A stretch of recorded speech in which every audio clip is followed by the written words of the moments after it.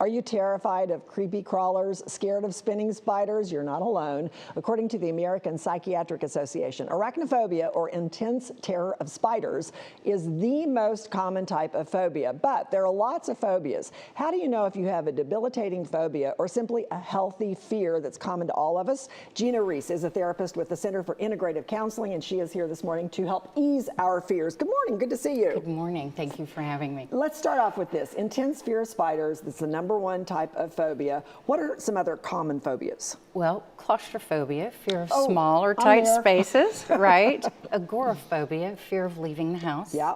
Aerophobia, fear of flying. Glossophobia, fear of public speaking. Okay. These are all good. Acrophobia. Acrophobia, okay. Fear of heights. Okay. Yeah. So how do you know, some of those I'm like, yeah, I'm a little afraid of heights. I'm a little, everybody's a little afraid of public speaking. How do you know if you have a simple fear or if it's a phobia? That's a really good question. So you can be fearful of something, and that's something that puts us in danger that is not irrational, and that fear is there to keep us safe.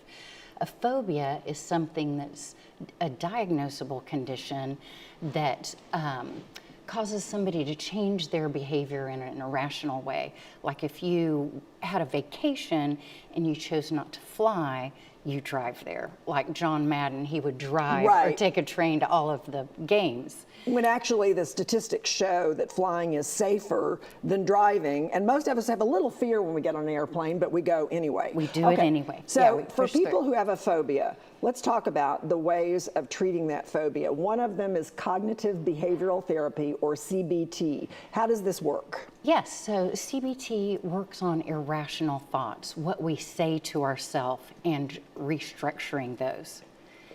And it's proven to be very helpful. Okay, so CBT is one method. Another, and I'm kind of familiar with that, exposure therapy is a little newer. Can you talk about exposure therapy and just kind of give me an example of what it would be? Systematic desensitization. So you take small steps towards that thing. So your therapist would drive with you to the airport and just sit there. Then the next time you would go to the desk or, start to board the plane, and it would be small steps before you eventually fly. That makes a lot of sense to me, because what I've found is that sometimes in talk therapy, you can talk about it until the cows come home, so to speak, but it's only when you experience something different that real change takes place. So that's the experience of going to the airport and seeing that it's okay. Okay, another one is EMDR therapy, and I've also read quite about EMDR. How does that work? It's eye movement desensitization and restructuring, and it uses bilateral stimulation. We go back to the first time you experience this fear or phobia, where the roots are in that. Is it something that happened in childhood? Is it connected to a trauma? And we use that bilateral stimulation to restructure that thought, and it takes away the trigger. So we can't erase that memory, but it doesn't have power and control. So I know all about my childhood, honey. I mean, I got that one down.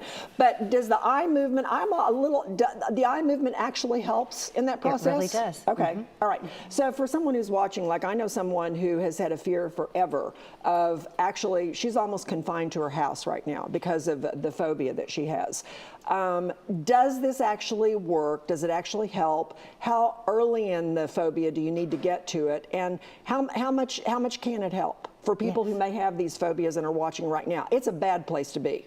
Yes, it's debilitating, and it affects that person's life and the life of everyone around them, their family and friends, these phobias. So intervention is necessary. The earliest the better.